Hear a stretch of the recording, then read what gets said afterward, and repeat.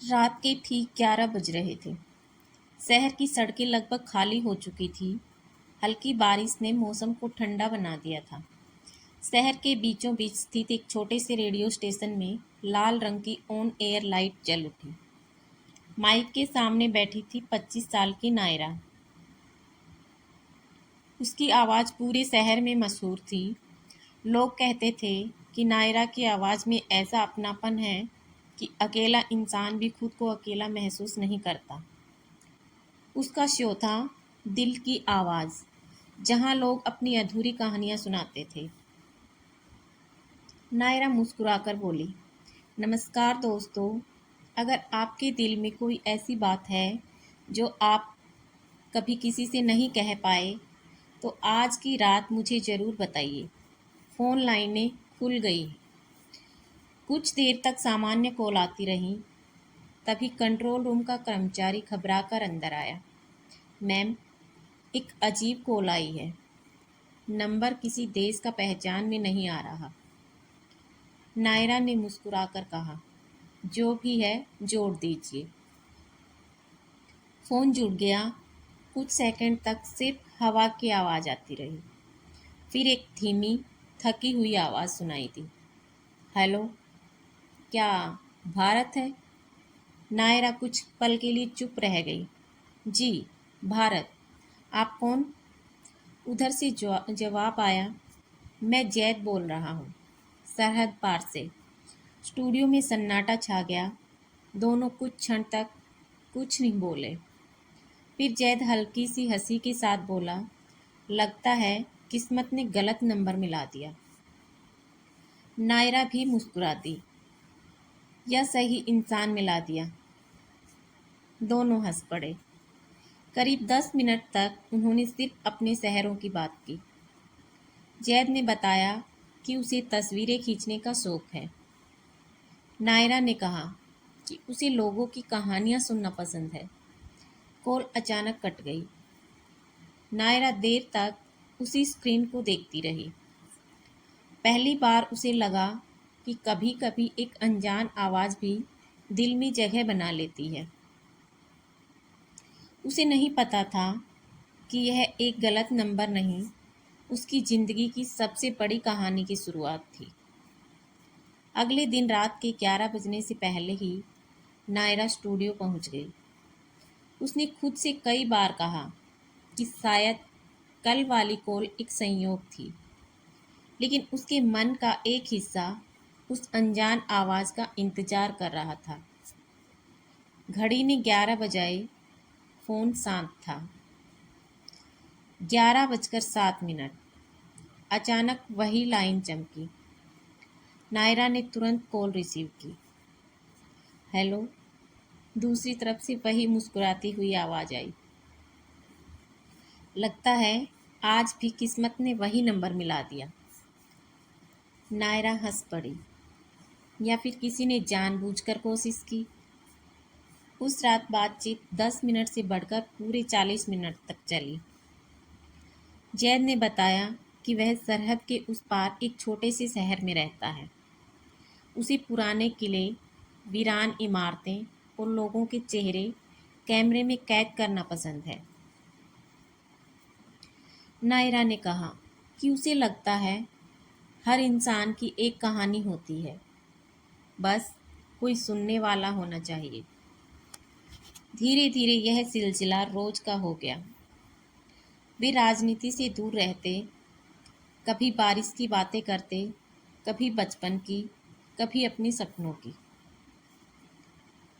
एक रात जैद ने पूछा, अगर सरहदें न होती तो तुम सबसे पहले क्या करती? नायरा बिना सोचे बोली, तुम्हारे शहर की चाय पीती। कुछ पल खामोशी रही।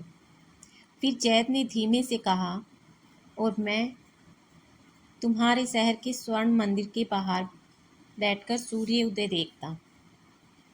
उन दोनों ने महसूस किया कि दूरियां कम होने लगी हैं, लेकिन उन्हें नहीं पता था कि उनकी हर कॉल कोई तीसरा भी सुन रहा था। उसी रात एक अंधेरे कमरे में कंप्यूटर स्क्रीन पर उनकी बातचीत की रिकॉर्डिंग चल रही थी।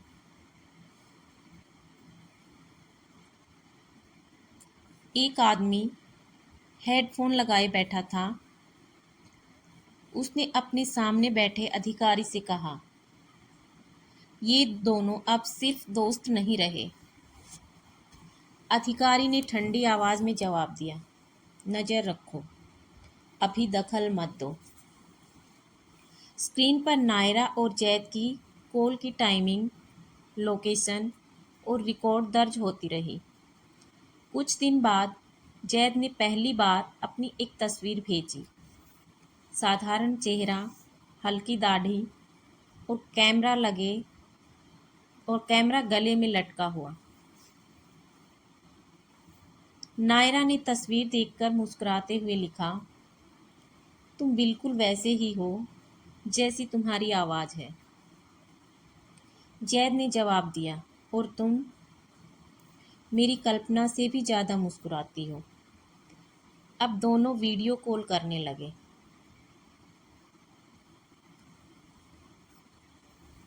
हर रात एक तय समय पर। दिन महीनों में बदल गए। एक दिन नायरा ने महसूस किया कि अगर रात 11 बजे जैद की कॉल न आए तो उसे बेचैनी होने लगती है। उधर जैद ने अपने कैमरे की डायरी में पहली बार लिखा, मैंने कभी नहीं सोचा था कि एक गलत नंबर मेरी जिंदगी का सबसे सही रिश्ता बन जाएगा।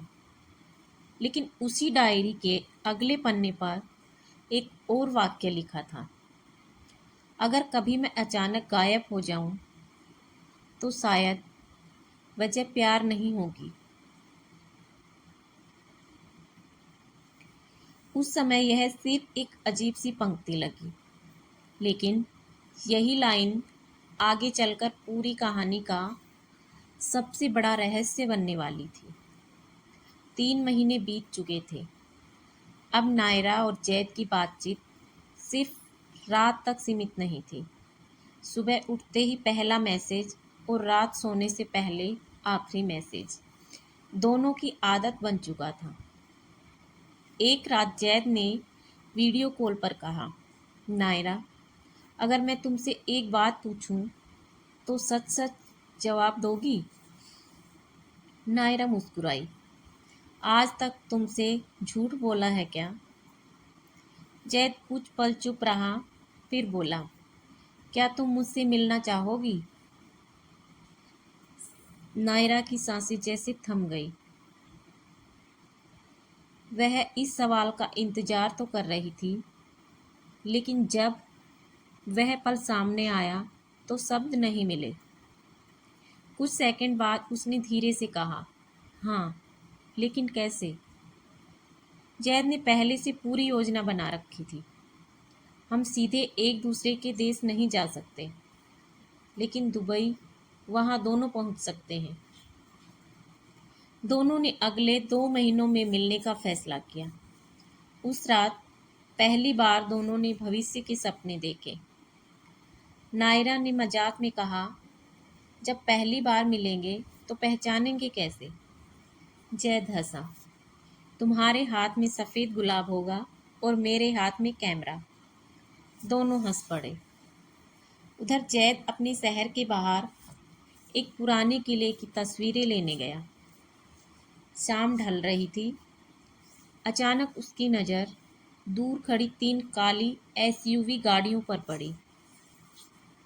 कुछ लोग बड़े बड़े बक्से उतार रहे थे। जैद को लगा शायद कोई सामान्य काम होगा, लेकिन तभी उसने कैमरे का जूम बढ़ाया। उसने देखा कि बक्सों में हथियार थे, साथ ही कुछ दस्तावेजों का आदान प्रदान हो रहा था। जैद ने बिना आवाज़ किए कई तस्वीरें खींच ली। उसी समय उसका पैर सूखी टहनी पर पड़ गया। आवाज़ सुनते ही एक आदमी चिल्लाया, कौन है वहाँ? जैद का दिल जोर जोर से धड़कने लगा। वह तुरंत झाड़ियों के पीछे छिप गया। 2 आदमी टॉर्च लेकर उसकी तरफ बढ़े। जैद ने कैमरा सीने से लगाया और दूसरी तरफ की ढलान के पीछे नीचे कूद गया। किसी तरह अंधेरे का फ़ायदा उठाकर वह बच निकला। घर पहुंचते ही उसने कैमरे का मेमोरी कार्ड निकालकर एक छोटी धातु की डिब्बी में छिपा दिया। फिर उसने लैपटॉप खोला और सारी तस्वीरों की एक एन्क्रिप्टेड कॉपी बना दी। उसने फाइल का नाम रखा लास्ट लेटर। इसके बाद उसने नायरा को कॉल किया, लेकिन उसने इस घटना का जिक्र नहीं किया। वह सिर्फ इतना बोला, अगर कभी मैं कुछ दिनों तक तुमसे बात न कर पाऊँ तो घबराना मत। नायरा हंसते हुए बोली, तुम कहीं भाग तो नहीं रहे? जैद ने भी हंसने की कोशिश की। नहीं, बस वादा करो कि मुझ पर भरोसा करोगी, हमेशा। जैद की आंखें भर आई। उसे पहली बार महसूस हुआ कि शायद वह किसी बड़े तूफान के बीच खड़ा है और उस तूफान की आहट अब उसकी जिंदगी तक पहुंच चुकी थी। उसी रात एक काली एसयूवी उसके घर से कुछ दूरी पर आकर रुकी। उसमें बैठा आदमी मोबाइल पर बोला, फोटोग्राफर मिल गया है। दूसरी तरफ से सिर्फ एक आदेश आया, कैमरा वापस चाहिए और गवाह नहीं। कैमरा धीरे धीरे जैद के घर की ओर बढ़ती परछाइयों पर ठहर जाता है। रात के 2:30 बजे थे। जैद अपने कमरे में बैठा कैमरे की स्क्रीन पर वही तस्वीरें देख रहा था। हर फोटो में कुछ ऐसे चेहरे कैद थे जिन्हें शायद कैमरे में कभी नहीं आना चाहिए था। उसने गहरी सांस ली और खुद से कहा, अगर ये तस्वीरें गलत हाथों में गई तो बहुत लोग मारे जाएंगे। उसी समय उसके फ़ोन पर नायरा का मैसेज आया, सोए नहीं अभी तक? जैद मुस्कुराया, बस तुम्हारे बारे में सोच रहा था। नायरा ने जवाब दिया, 2 हफ्ते बाद हम मिलेंगे। अब डरना मना है। जैद ने स्क्रीन को देर तक देखा, लेकिन वह अपने दिल का डर उसे नहीं बता पाया। अगले दिन दुबई की टिकट, पासपोर्ट और ज़रूरी कागज़ एक बैग में रखकर वह घर से निकल पड़ा।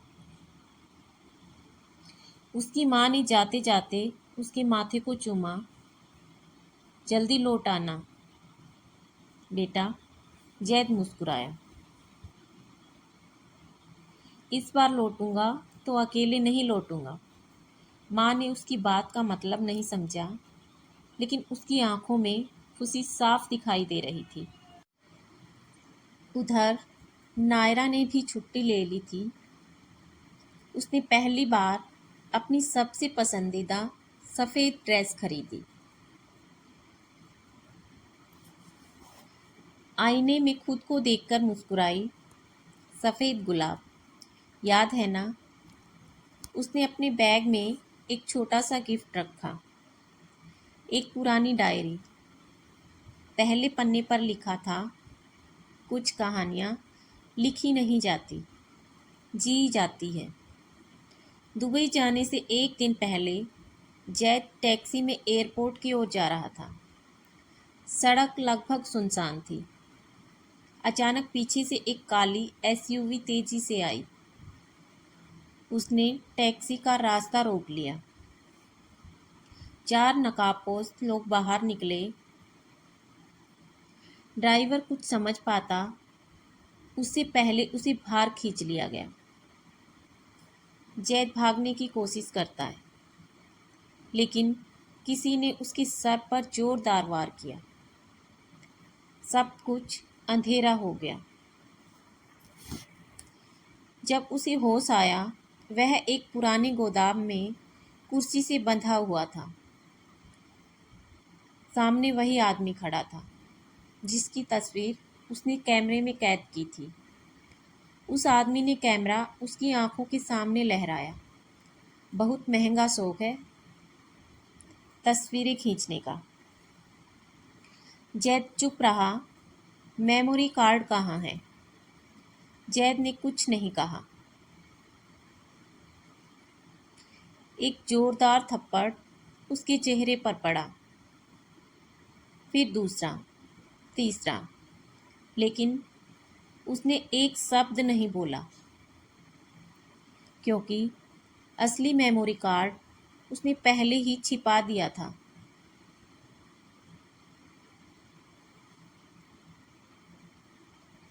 उधर दुबई एयरपोर्ट पर नायरा सफ़ेद गुलाब हाथ में लिए खड़ी थी। हर बार जब गेट खुलता, उसकी नज़र भीड़ में जैद को ढूंढती। 1 घंटा, 2 घंटे, 4 घंटे, जैद नहीं आया। उसने लगातार कॉल किए। हर बार सिर्फ एक ही जवाब मिला, स्विच ऑफ। उसकी आंखों से आंसू बहने लगे। उसने आखिरी बार मैसेज भेजा, मैं इंतज़ार कर रही हूँ, बस एक बार बता दो कि तुम ठीक हो। लेकिन कोई जवाब नहीं आया। उसी समय गोदाम में जैद की जेब से फ़ोन निकाला गया। उसकी स्क्रीन पर नायरा का वही मैसेज चमक रहा था। नकाबपोश आदमी ने मैसेज पढ़ा, मुस्कुराया और फ़ोन ज़मीन पर पटक कर तोड़ दिया। फिर उसने अपने साथियों से कहा, अब इसे कोई कभी नहीं ढूंढ पाएगा। लेकिन उन्हें नहीं पता था, जैद ने गिरफ्तार होने या अगवा किए जाने की आशंका पहले ही भांप ली थी और उसने अपने सबसे बड़े सबूत और अपनी सबसे बड़ी उम्मीद किसी ऐसे इंसान के लिए छोड़ दी थी जिस पर उसे दुनिया में सबसे ज़्यादा भरोसा था। वह इंसान था नायरा। दुबई से लौटने के बाद नायरा पूरी तरह बदल चुकी थी। जिस लड़की की हंसी रेडियो स्टेशन की पहचान थी, अब उसकी आवाज़ में भी दर्द उतर आया था। हर रात जब वह अपना शो शुरू करती तो मुस्कुराने की कोशिश करती, लेकिन शो ख़त्म होते ही स्टूडियो के एक कोने में चुपचाप बैठ जाती। उसे यकीन था कि जैद ने उसे धोखा दिया है। उसने उसका नंबर डिलीट कर दिया, तस्वीरें मिटा दी, लेकिन दिल से उसे कभी नहीं मिटा सकी। 8 महीने बाद एक बरसाती सुबह रेडियो स्टेशन के रिसेप्शन पर एक पुराना सा पार्सल पहुंचा। भेजने वाले का नाम नहीं था, सिर्फ इतना लिखा था, केवल नायरा के लिए। रिसेप्शनिस्ट ने पार्सल उसके हाथ में दिया। मैम, शायद किसी श्रोता ने भेजा होगा। नायरा ने बिना ध्यान दिए पार्सल अपने केबिन में रख दिया। शाम तक उसने उसे खोला भी नहीं, लेकिन जाने क्यों उस पार्सल को देखते ही उसके दिल की धड़कन तेज हो गई।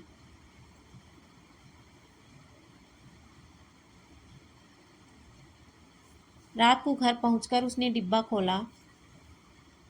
अंदर एक पुराना कैमरा, एक छोटी सी चाबी और एक सफ़ेद लिफाफा रखा था।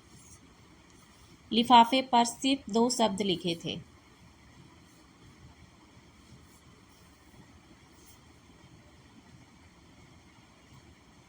मुझ पर भरोसा करना। यह जैद की लिखावट थी। नायरा के हाथ कांपने लगे। उसने तुरंत लिफाफा खोला। अंदर एक छोटा सा पत्र था। अगर यह खत तुम्हारे हाथ में है तो इसका मतलब है मैं उस दिन तुमसे मिलने नहीं पहुंच पाया। मैंने तुम्हें धोखा नहीं दिया। मेरे पास समय बहुत कम है। कैमरे में जो है उसे देखना, लेकिन अकेले। और किसी पर आसानी से भरोसा मत करना। पत्र पढ़ते पढ़ते नायरा की आंखों से आंसू टपकने लगे। जिस इंसान को उसने बेवफा समझा था वह आखिरी पल तक उसी के बारे में सोच रहा था। उसने कैमरा चालू किया। सैकड़ों तस्वीरें थी। पहले कुछ फोटो आम थे, पहाड़, बच्चे, बाजार, पुराने मकान। फिर अचानक तस्वीरें बदल गई। काली एसयूवी, हथियारों से भरे बक्से, कुछ प्रभावशाली लोगों की गुप्त मुलाकात और एक आदमी जिसका चेहरा साफ दिखाई दे रहा था। नायरा ने जूम किया। उस आदमी का चेहरा उसे जाना पहचाना लगा, लेकिन याद नहीं आ रहा था कि कहाँ देखा है। कैमरे में एक वीडियो भी था। उसने प्ले बटन दबाया। स्क्रीन पर जैद दिखाई दिया। चेहरा थका हुआ था, लेकिन आंखों में वही अपनापन था। वह बोला, नायरा, अगर तुम ये वीडियो देख रही हो तो शायद मैं तुम्हारे पास नहीं हूँ। कुछ सेकंड वह चुप रहा, फिर बोला, मैंने तुमसे झूठ बोला था, लेकिन सिर्फ एक बात, मैं सिर्फ फोटोग्राफर नहीं हूँ, मैं एक स्वतंत्र खोजी पत्रकार भी हूँ। मैंने कुछ ऐसे लोगों की तस्वीरें ले ली हैं जो किसी भी कीमत पर सच को सामने नहीं आने देना चाहते। जैद ने कैमरे की ओर देखा। अगर मेरे साथ कुछ गलत हो जाए तो ये सबूत दुनिया तक पहुंचाना, लेकिन सावधान रहना, क्योंकि जो लोग मेरे पीछे पड़े हैं वे तुम्हारे पीछे भी आ सकते हैं। अचानक वीडियो में तेज धमाके की आवाज़ आई। जैद पीछे मुड़ा। उसके चेहरे पर डर साफ दिखाई दे रहा था। वीडियो अचानक बंद हो गया। नायरा की सांसें तेज हो गई। उसी समय उसके मोबाइल पर एक अनजान नंबर से मैसेज आया। कैमरा मिल गया होगा। अब अगर जिंदा रहना चाहती हो तो उसे पुलिस के पास मत ले जाना। नायरा घबरा गई। उसने खिड़की से बाहर देखा। सड़क के उस पार एक काली एसयूवी खड़ी थी और उसके अंदर बैठा था एक आदमी। सीधे उसके घर की तरफ देख रहा था। नायरा ने तुरंत कमरे की सारी लाइटें बंद कर दी। वह पर्दे के पीछे खड़ी होकर सड़क की तरफ देखने लगी।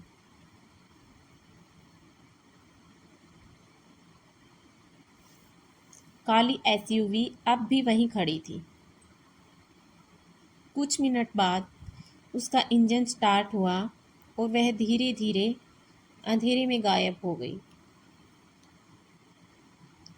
लेकिन जाते जाते वह नायरा के दिल में एक सवाल छोड़ गई। उन्हें कैसे पता चला कि कैमरा मेरे पास पहुंच गया?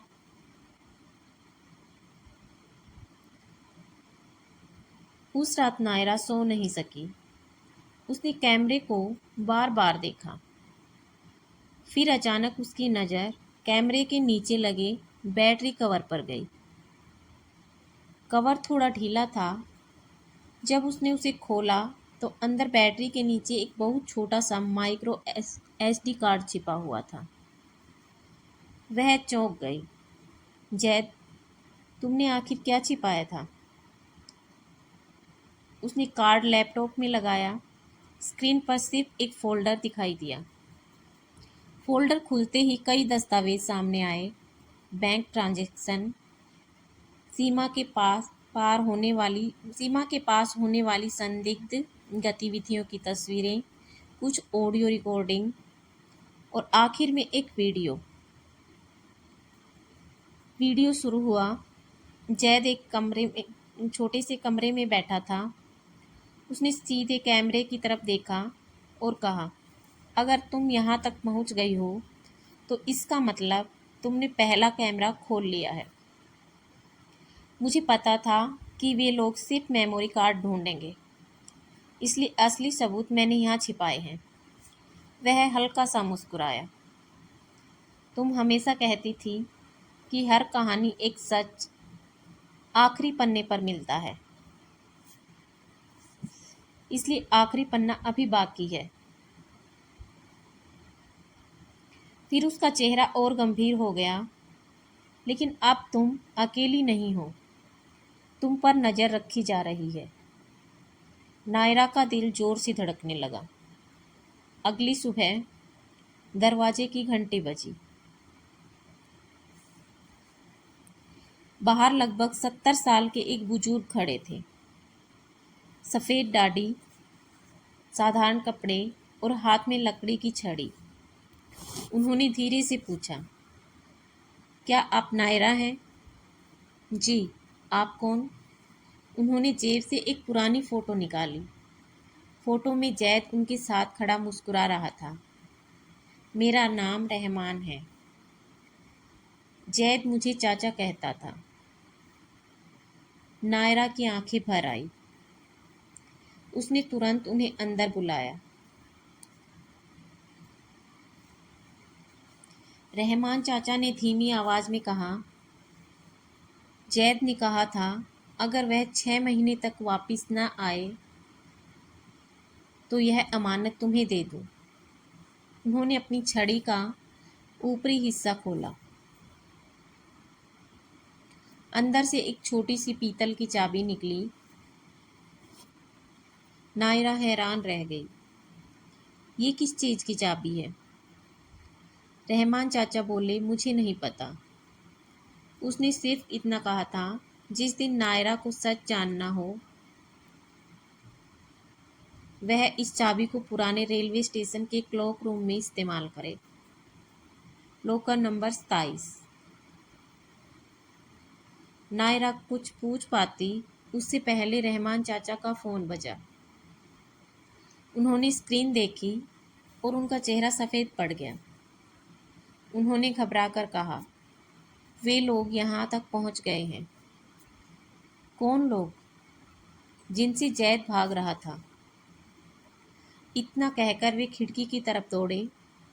नीचे सड़क पर वही काली एसयूवी आकर रुकी थी। 4 आदमी तेजी से बिल्डिंग की ओर बढ़ रहे थे। रहमान चाचा ने नायरा का हाथ पकड़ा। आज अगर बचना है तो सामने वाले दरवाजे से नहीं, पीछे की सीढ़ियों से भागो। नायरा ने कैमरा, माइक्रो एसडी कार्ड और पीतल की चाबी अपने बैग में रख ली। दोनों पीछे की सीढ़ियों से नीचे उतरने लगे। उसी समय ऊपर से जोरदार आवाज आई। धड़ाम। मुख्य दरवाजा तोड़ा जा चुका है। पीछे से किसी ने चिल्लाकर कहा, नायरा को जिंदा पकड़ो, लेकिन बैग हर हाल में वापस चाहिए। नायरा और रहमान चाचा तेजी से अंधेरी गली की ओर भागे और कहानी अब एक प्रेम कहानी से बदलकर जानलेवा पीछा और साजिश की दौड़ बन चुकी थी। नायरा और रहमान चाचा किसी तरह पीछा छुड़ाकर शहर के पुराने रेलवे स्टेशन तक पहुंच गए। यह स्टेशन कई साल पहले बंद हो चुका था। अब वहां सिर्फ कुछ चौकीदार और एक छोटा सा क्लॉक रूम बचा था। बारिश तेज हो चुकी थी। स्टेशन की टूटी हुई घड़ी रात के 2:17 पर अटक चुकी थी। रहमान चाचा ने धीरे से कहा, यही है लोकर नंबर 27। नायरा ने कांपते हाथों से पीतल की चाबी निकाली। लोकर में चाबी घुमाई। टक, दरवाजा खुल गया। अंदर एक पुरानी फाइल, एक हार्ड ड्राइव और एक छोटा सा लिफाफा रखा था। लिफाफे पर लिखा था, अगर तुम यहाँ तक पहुँच गई हो तो मुझे तुम पर गर्व है। नायरा की आंखें भर आई। उसने हार्ड ड्राइव लैपटॉप से जोड़ी।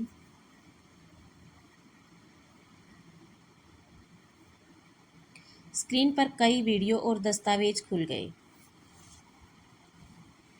पहला वीडियो चलाया। इस बार जैद पहले से ज़्यादा गंभीर दिखाई दे रहा था। उसने कहा, नायरा, अब तुम्हें पूरी सच्चाई जाननी होगी। मैं सिर्फ एक खोजी पत्रकार नहीं था। पिछले 3 साल से मैं सीमा पार होने वाली अवैध हथियारों की तस्करी का पर्दाफाश कर रहा था।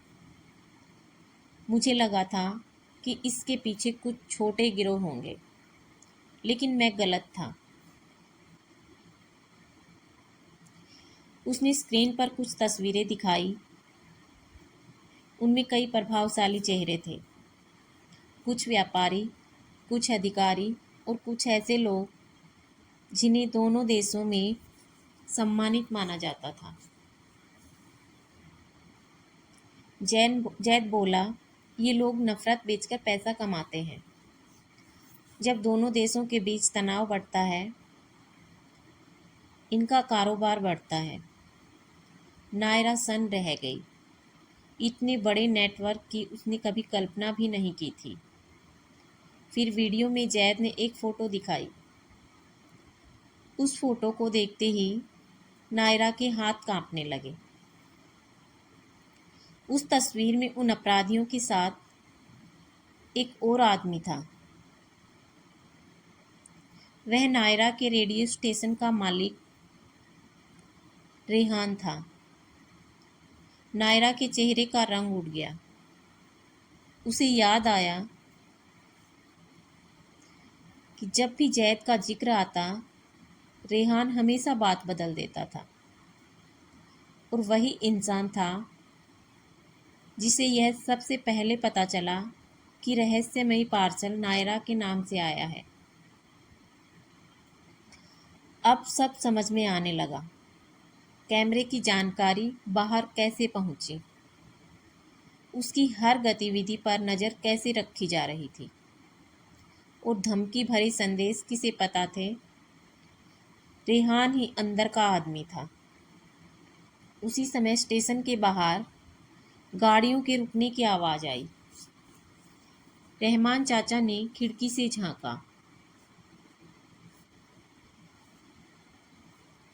3 काली एसयूवी स्टेशन को चारों तरफ से घेर चुकी थी।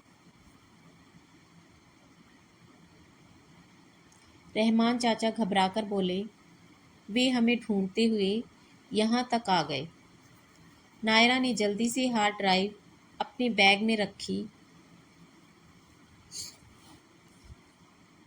तभी उसके फ़ोन पर एक वीडियो कॉल आई। नंबर छिपा हुआ था।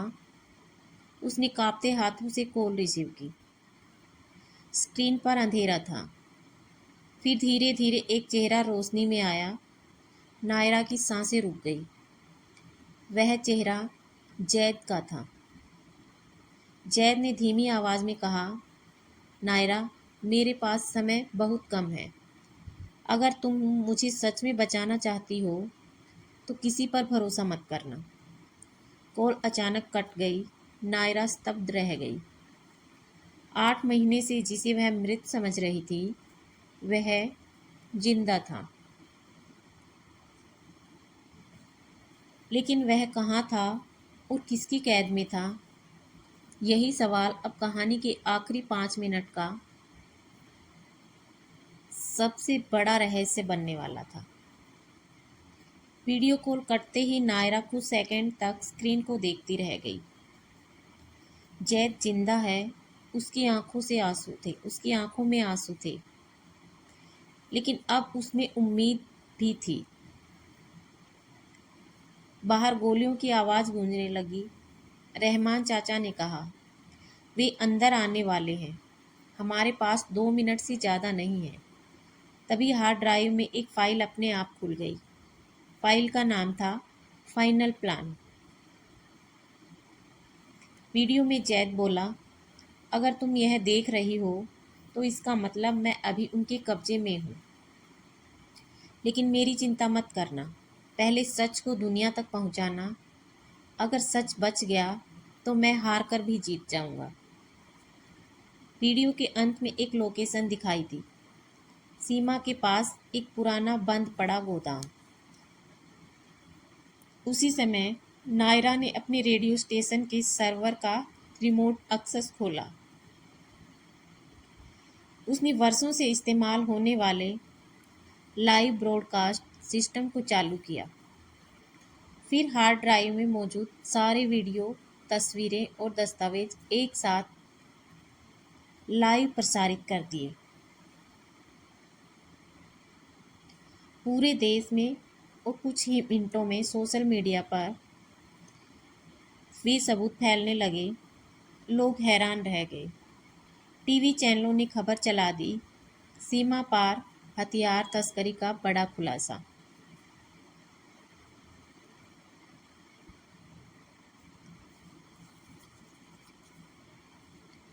अब साजिश छिपाना नामुमकिन था। इधर रेहान गुस्से में अपने आदमियों के साथ गोदाम पहुंचा। उसने जैद के सामने बंदूक तान दी। एक कैमरे ने करोड़ों का खेल खत्म कर दिया।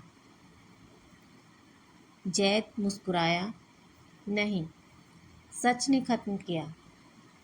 उसी समय बाहर से पुलिस और सुरक्षा एजेंसियों की गाड़ियों की आवाज़ आने लगी। किसी ने सूचना दे दी थी, गोदाम चारों तरफ से घिर चुका था। घबराकर रेहान ने जैद को मानव ढाल बनाने की कोशिश की, लेकिन तभी उसके एक साथी ने कहा, सब खत्म हो गया, हमारे सारे राज बाहर आ चुके हैं। वह हथियार डाल देता है। कुछ ही मिनटों में बाकी लोग भी गिरफ्तार हो जाते हैं। जैद घायल था, लेकिन जिंदा था। 3 महीने बाद संयुक्त मानवीय पहल के तहत कुछ विशेष मामलों में परिवारों और गवाहों की सुरक्षित मुलाकात की व्यवस्था की गई। उसी सूची में एक नाम था जैद। नायरा को विश्वास ही नहीं हुआ। वह तय जगह पहुंची। उसके हाथ में वही सफ़ेद गुलाब था जो वह दुबई लेकर गई थी। दूर से एक आदमी धीरे धीरे उसकी ओर बढ़ रहा था। गले में कैमरा, चेहरे पर हल्की दाढ़ी, आंखों में वही मुस्कान। जैद। दोनों कुछ पल तक एक दूसरे को देखते रहे। न कोई फिल्मी संगीत, न कोई बड़े संवाद, बस 8 महीने का दर्द उनकी आंखों में था। जैद ने मुस्कुराकर कहा, माफ़ करना, इस बार बहुत देर हो गई। नायरा ने मुस्कुराते हुए जवाब दिया, लेकिन इस बार तुम आए तो सही। दोनों गले लग गए।